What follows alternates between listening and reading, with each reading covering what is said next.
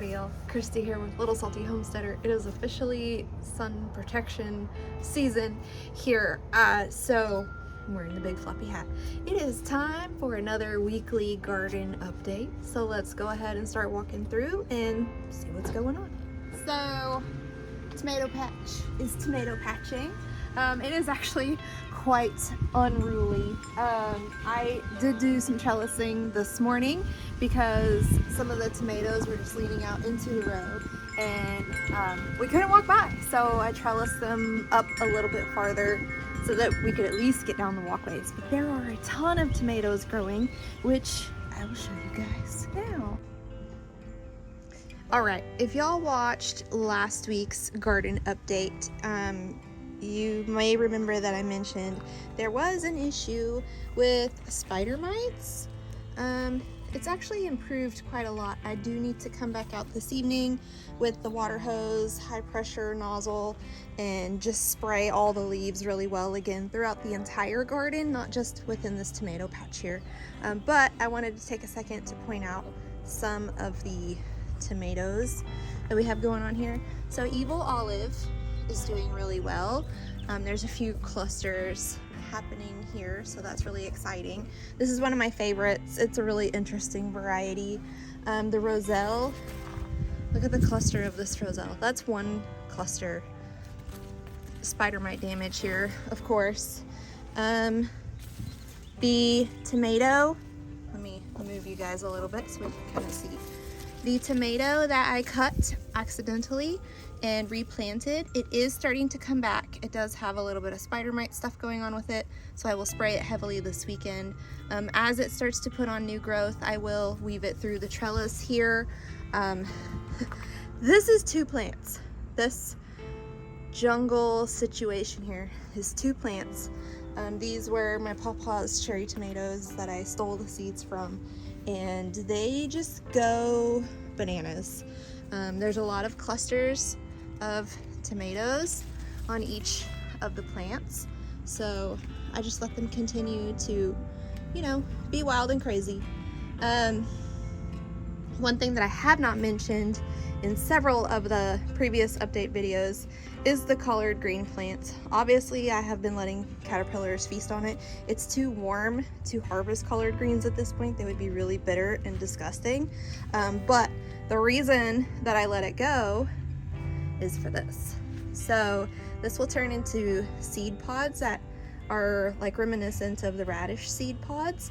So I'll be able to save seeds from this and never have to buy collard green seeds again.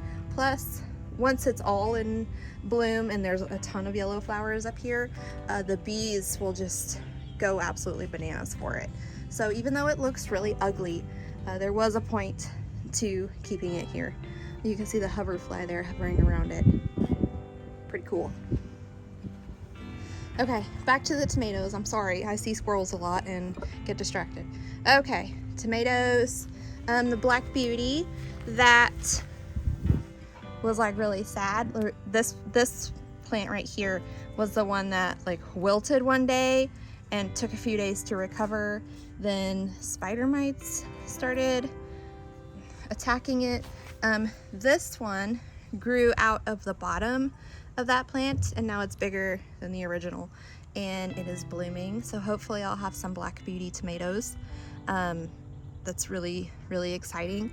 I'm hoping that a few sets before the temperatures get too hot. I looked at the weather for next week and I do see some 90-degree days, but the nighttime temps are still 70, 72 degrees. So hopefully it's still cool enough for some fruit set. There are tomatoes growing on these other plants. I don't know what variety this is. It was supposed to be Black Beauty, but clearly, obviously, it is not. But let me show you a couple of just like powerhouses that we have going on here. So we have this Roma here and it has tomatoes all the way up the plant and it's continuing to set fruit. This one is also starting to set quite a lot of fruit. The Marglobe that is right here, I think, has quite a bit of fruit. But let me show you guys this Super Sue over here. This is an indeterminate variety. This is one that is more acidic in flavor compared to other tomatoes. So it is a fantastic candidate for the best salsa ever, because we don't like our salsa to be too sweet. But this plant is one prolific son of a gun. So there's a cluster of 5. There's a cluster there. There's a cluster here. There's some starting to set fruit there. That might be it. I don't even know. I haven't dug all the way through there because it's kind of jungly and I don't want to just reach in willy-nilly. We have some more heat tolerant varieties that are really setting a lot of fruit. Creole, Porter, Arkansas Traveler. Trying to remember what else may be on this side. Creole, Porter, Arkansas Traveler. I can't remember. I would have to look at the map. But we're getting quite a lot of fruit set here. And then the Woolly Kate is starting to set a few fruits. And I'm gonna get kind of close so you can see that even the tomatoes itself are fuzzy and they're so cute. Whenever you're eating these, you can't really taste the fuzzy part. It's like eating a peach, but it's a tomato. It's really fun. I like to just kind of touch the leaves because they're soft and velvety. It's just a whole different textural, experience that you get with these tomatoes. And that's why I grow them. And they taste really good. Over here in Star Wars Tomato Land, there's 2 Rebel Starfighter Prime plants. These spider mites went absolutely ham on them. They are improving. You can see lots of new healthy growth here. But there are at least 6 Rebel Starfighter Prime tomatoes that have set fruit and are growing. So there's 2, and then there's a couple more scattered throughout the plants. This one, maybe you guys out in YouTube land can help me figure this out. So this one right here, this is definitely Sart Rouloise, however you say that. The green will ripen to yellow, and then the purple will stay purple, of course. It's a bigger tomato. As you can see, it's just a very smooth green. There's not really any variation. There's no variegation, no splotches, nothing. It's just, very one single color. Okay. Now, this one is supposed to be the same type. It is also supposed to be Sart Rouloise, however you say that. But as you can see, it does have some variegation in there within the green here, and it doesn't seem to be getting as big as fast as those. So I'm not really sure what I'm growing here. Secretly, I'm hoping for Alice's dream. I'm hoping that the seed got, dropped into the envelope by mistake. I don't have any other larger tomato varieties that are like this, so it wasn't me just planting out the wrong thing. In fact, most of the rest of my tomatoes are red or orange, or like red and yellow. I don't have any other ones planted that have purple shoulders, so I am kind of at a loss here as to what this one is. So if you have any ideas on what it may be, just drop them in the comments, because I'm really excited to see what it ripens to. Obviously, it might be easier to tell once it is ripe, but if you may know, just go ahead and let me know. The cucumbers in some of the beds are starting to bloom, and we do have a lot of pollinators flittering through here, so I'm hoping that we have good pollination. I have enough flowers in here to attract bees and butterflies and flies and hoverflies and all of the things. So I'm hoping that these will get pollinated without any issue. But it's exciting to see that they're starting to bloom because it's about to get really hot and the cucumbers will be gross. So, yay. Thorburns terracotta. Let me just pop you guys over the trellising so you can see. There's a couple of clusters here. They look really good. They're getting to be a pretty decent size. There's some on this plant as well. So we do have quite a bit of fruit set happening here. Now, last week I showed the tomato that was right here. I harvested it. It is inside. I'll try to get a picture of it. It was half a pound whenever I weighed it, so that's pretty good. But this guy is even bigger. Let me see if I can back up. That is huge. This is even bigger than that one was whenever I picked it. So I'm really excited to see this guy whenever it's ripe and ready, because that's gonna be salsa like immediately once it's ripe. But there's a few more Italian heirlooms that are growing, and there's a few like baby ones. So that one's like a really good big tomato, clearly. So really excited about that. Japanese black truffle, still just trucking along. It's setting quite a few fruits. This one, cannot remember what it is, but that one has a butt. Okay, giant Syrian, that's what these are. So these are gonna get quite large too. These are paste tomatoes, so they will become salsa. Some more tomatoes here. And we have Costoluto Genovese right here. These fluted varieties right here, Costoluto Genovese. This one will continue to produce even whenever it is hot, so that's good. This one I think is Giant Crimson. I think this one does fairly well in the heat too, if I remember correctly. And then this one is Texas Star, and we have a couple that are starting to grow here. This one had spider mites really bad, as you can see here. So all of the prior blossoms were like falling off and didn't really pollinate well. Like I said, whenever I come through and spray this down, kind of tackle more of the spider mites, but overall the problem is getting better. It's just diligence and willingness to pay a high water bill. All right, I'm gonna back up a little bit to try to get the full scope of these beds. And just like last week, they were pretty lush, but they weren't like this fluffy lush.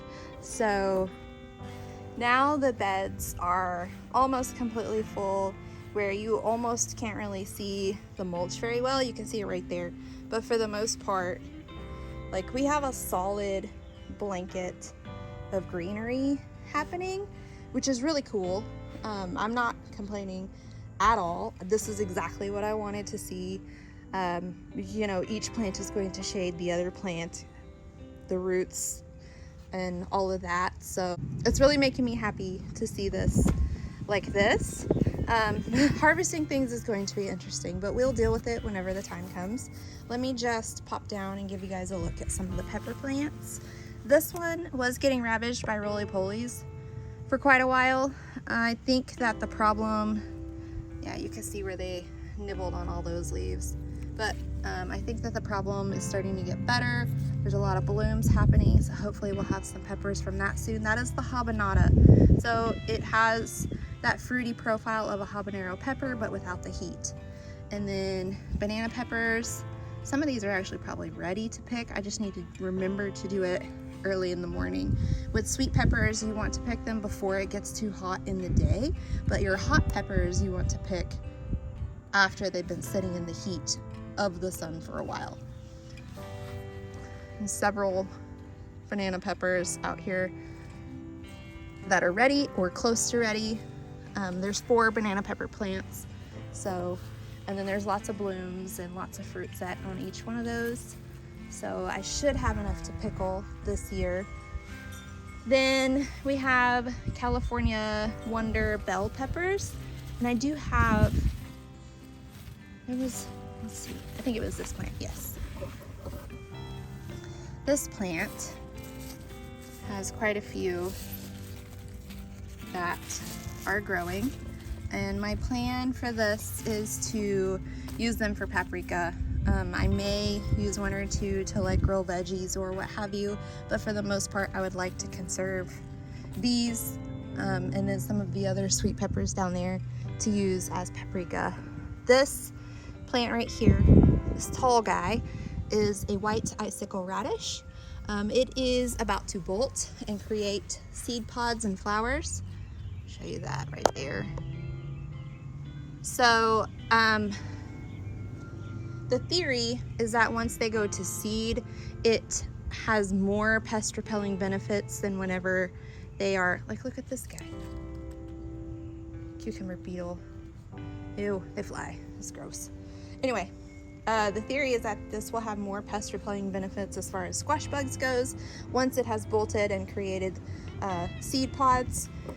For right now, the cucumbers in here I think are okay. As I was mentioning, they're really starting to bloom pretty heavily in here. Maybe the ants will do the pollinating for me because I see some ants in there. So, pretty cool. Then along the back here, let me just walk around. It's not too swampy back there today for once. This looks like blue spice basil. See the little coral and lavender seed heads? Yeah, that's blue spice basil. The okra plants, you can see, maybe we'll be getting some bloom soon on these guys. Have one more down here. The nasturtium is just trailing out all over the lawn, which I'm cool with. I do the weed eating back here, so I don't mind moving it around. So let me show you. This is the bottom of that giant radish that is trying to bolt. I don't really know how deep it goes, but yeah. Then we have cardinal basil, I believe. It's looking really good. Some more okra, marjoram. I think marjoram is such a darling little herb. This is typically used with beef and lamb. It's really soft. Not velvety, just kind of soft. So over here in the squash patch, this one is the only one that has really lived through the roly-polies. I have planted more seeds, so you can see one little guy that is trying to do its thing right there. And then there, this one. Oh, I think it finally sprouted. Okay, so maybe I will get squash off of all four this year. We shall see. I have more radishes planted in here, and then the nasturtiums will also help provide pest control here. Then we have one more bushy bed of awesomeness back here. This is lemon basil. Really good for teas and lemonades and stuff. I used it in a salad dressing last week, a honey mustard vinaigrette. I used lemon basil, lemon thyme, and oregano, and it was amazing. And then forage, this one is like, I think this one's my biggest one. So as this one flowers, it will help repel hornworms from those pepper plants there. And we have pollinators flittering about. Obviously, okra is growing really well back here. And then since I moved this giant nasturtium, this lavender is doing quite a bit better. This pepper plant, this one really got hammered hard by roly-polies. I mean, like, anytime it would grow a leaf, they were nibbling on it. I think it is finally going to start growing better. It should be about the same size as this one. So this one is the Purple Beauty bell pepper, and I don't see any bell peppers yet, but this was a late producer for me last year, so I'm not expecting anything. This is Ajvarsky, and I do think, yeah, there we go, Ajvarsky right there, if you could see it. I don't know if you can. It's kind of like a heart-shaped-ish type pepper. And then we have another Ajvarsky, so you can see a couple growing there. We have dragon tongue beans in here. Not sure if the cucumber, here's the cucumber. I don't see any blooms yet, but it should be any time now because it's starting to get some length on it. Okay, so this is another one where I'm like, what the heck am I growing? This was supposed to be Mulata Isleno. It's basically a brown poblano pepper.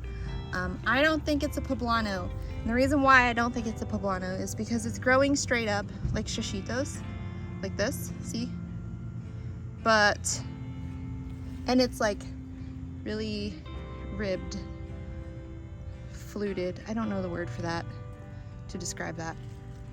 So I don't think that it is. I'm gonna let it get ripe and see what happens. Both of these are supposed to be Mulata Isleno, those brown poblano type peppers, but I'm not 100% sure what they are. Like I said, I'm gonna let them get ripe before I make a final decision. But they really look like shishitos to me, which is fine, I like those too. But I didn't plant any this year because I wanted poblanos for chili powder. So, you know, just pivot and move on, I guess. This is Lesia. And this one is definitely like a heart-shaped one. You can see the perfect point there. So, yeah, Lesia. So that's growing really well. It's almost time for me to be able to make those really cool chicken sandwiches that I make, grilled chicken. I also want to make some lamb burgers with feta cheese, using this lettuce basil as the lettuce, maybe some sort of like mint aioli. I'm not 100% sure what all of the components are just yet. I just think that it would be really good to have this on a lamb burger.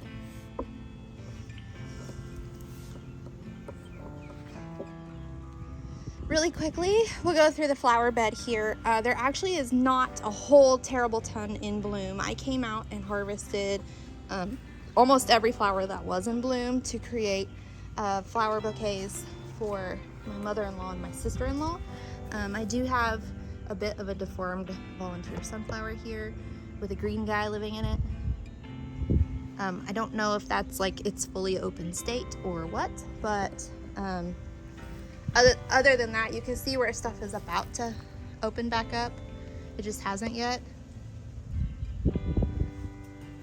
And I'll try to put in pictures of those bouquets that I made for my in-laws. They turned out really well.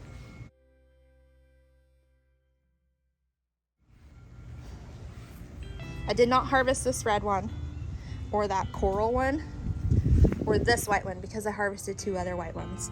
So, yeah, those are left over, but the rest of these are like opening after that. And then you can see lots of flower heads that are either starting to open or will be opening soon. This night and day snapdragon. This one, man, if you want a snapdragon that is just going to survive whatever you throw at it, this is the one that you want. This is night and day. The seeds came from Botanical Interest. It survived an Arctic blast over the winter. I didn't cover it. It survived drought last summer. I am horrible at regular watering in the middle of the summer whenever, you know, it is a bazillion degrees out. And it just continues to put out new flowers. I have cut it, I've trimmed it down several times, and it just keeps giving me more. Some of them really like warm hugs, and that's fine too. But Yes, I totally recommend Night and Day Snapdragon if you want a low maintenance flower that just keeps on giving, because this is it. And then let's take a look at the sunflowers. These are actually doing quite a bit better than last week whenever you guys saw. I did come through and trim the tree, so maybe they're getting more light. This volunteer sunflower, I cut 2 flowers off for the bouquet, and then we had this one open. And then the other volunteer sunflower is also starting to open. So just give you guys a quick look at that.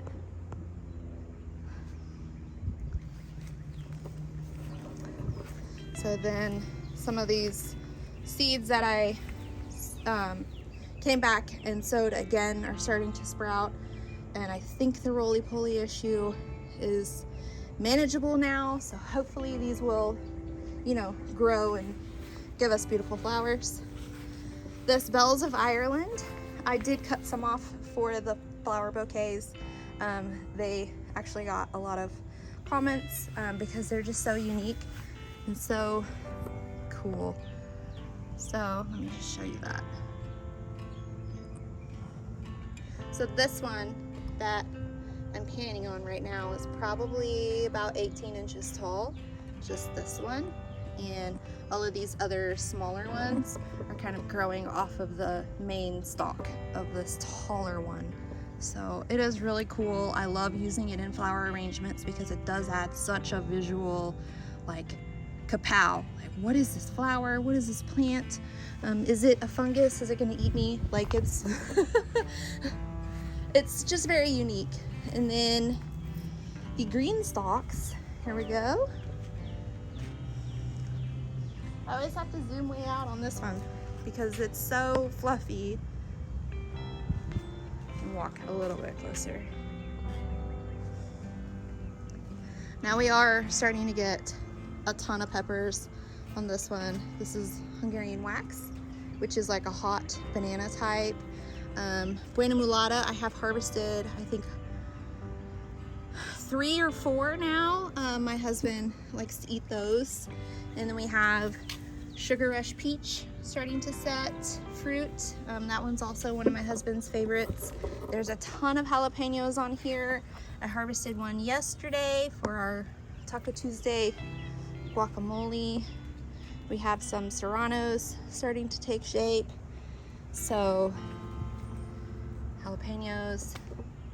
Overall, this is doing really well. Trimming the tree gives this side a bit more sun, so these plants are starting to, you know, grow a little bit better. They were starting to get a little bit leggy from being in constant shade, but I trimmed this guy down pretty good.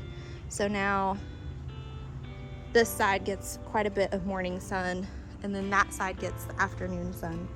So looking pretty good. Then, oh, show you guys this really quick because, okay, let me find. So I have, obviously, this is a tree. This is a lime tree, Persian limes, and I think I may actually get a couple of limes this year, which means I may have grown my own margarita, y'all. I'm stoked. If I have grown my own margarita, I've reached peak adulthood. Okay. I've had to fertilize this one really heavily. It seems to be a pretty heavy feeder. I think I may need to come through and possibly give it some iron. The leaves are looking a little funky. But overall the plant is doing really well. I think I have a few limes that are gonna come to fruition this year, which is really exciting. Let me just catch you guys up real quick on this green stalk here. Chamomile, I've been harvesting flowers daily. I have them drying inside. Eventually we will get some tea. They smell like green apple. It's really awesome. Then the dwarf okras are really starting to grow, so that's really cool. These cucumber plants are really starting to grow. These are smaller varieties of cucumbers. So they shouldn't get as big as the ones that are in the raised beds. And then this volunteer sunflower. I've settled on sunflower. That's what this guy is. Obviously, getting ready to open. So really exciting. I don't know what kind it is. I didn't plant it here. I'm thinking the birds did. So we'll see what it is when it opens. And then marigolds just want to grow, y'all. Plants just want to grow, sideways or not. But look how big. That's a cool one. I'm not entirely sure what it is. Marigold medley. Yep, we'll never know. But overall, this green stalk is also doing really well. Now for the maintenance on these, as far as fertilizing, all of my green stalks, I will dilute Neptune's Harvest fish emulsion fertilizer into my 2-gallon watering can. I put 1/4 cup of fertilizer per 2 gallons of water, and then I just dump it in the top here and then just let it trickle all the way through. And that has been working not too badly, because looky here. I try to do it because we've been getting so much rain. I've been trying to fertilize every 7 to 10 days. So, although it hasn't been as wet this week as it has in weeks past. So maybe I can skip this week. And then this last green stalk, which is mostly bush beans and cowpeas with a couple of this kale that perennialized, and then this wild bergamot. Everything else is a legume of some sort. We're starting to get blooms, which means we'll be starting to get beans. These are beans on the top. The cowpeas are down low, but the plants look pretty good. The green stalk is looking pretty healthy. Pretty cool stuff.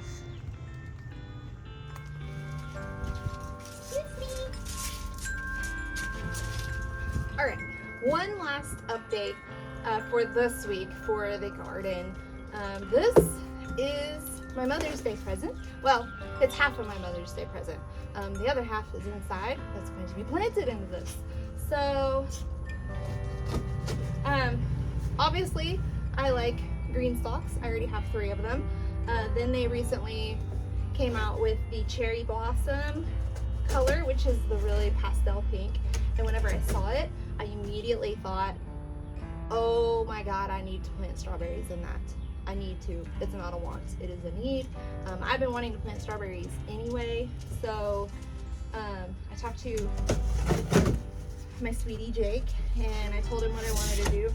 He was like, yeah, let's totally plant strawberries, especially because strawberries will come back year after year. You're able to use the same plant for several years before you have to replace it. I think the average is like 3 to 5 years. So Jake ordered me 3 different types of strawberries from Stark Bros. We also shared the extras with my in-laws, so they will have future food too. I actually need to go over there and plant her strawberries for her. But I wanted to show you guys how beautiful this color is, if you haven't seen it.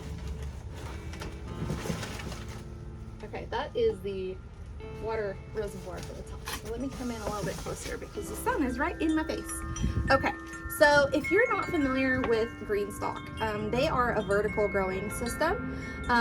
So they have basically 2 types. So they have, let me see if I can kind of pan 2 types here.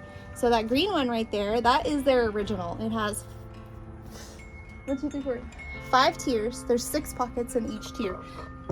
So you can potentially grow 30 different crops or more within those 30 pockets. They also have the leaf, which is where my bush beans and cowpeas are. And those are shallower pockets, so they are perfect for more shallow rooted things like your bush beans and your lettuces. Even strawberries do really well in those. But I tend to really like the original more, which is the 5-tier one.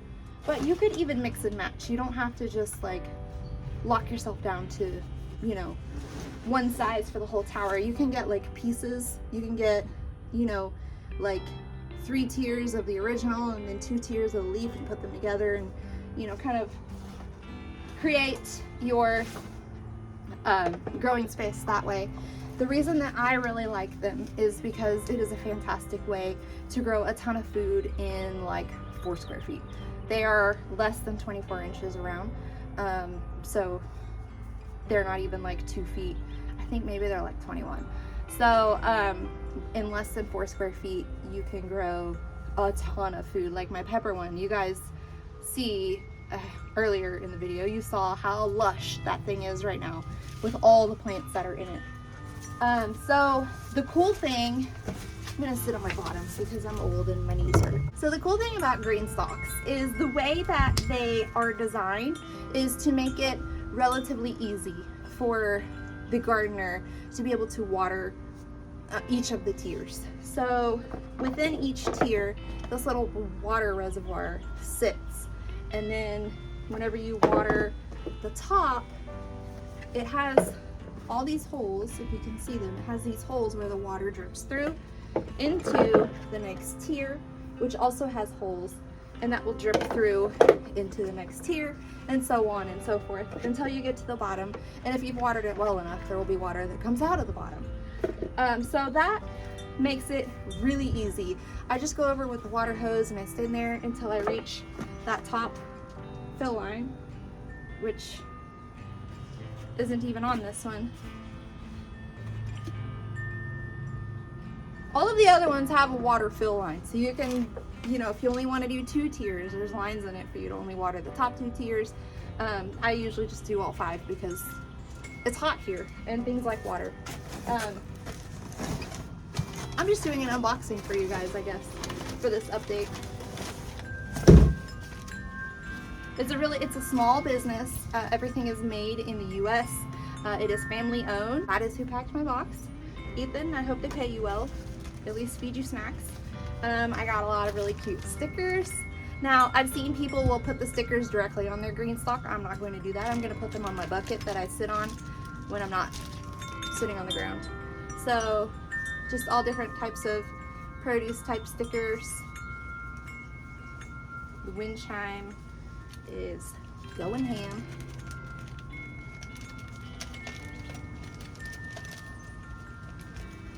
And then this has your instructions, and they usually include at least 1 seed packet.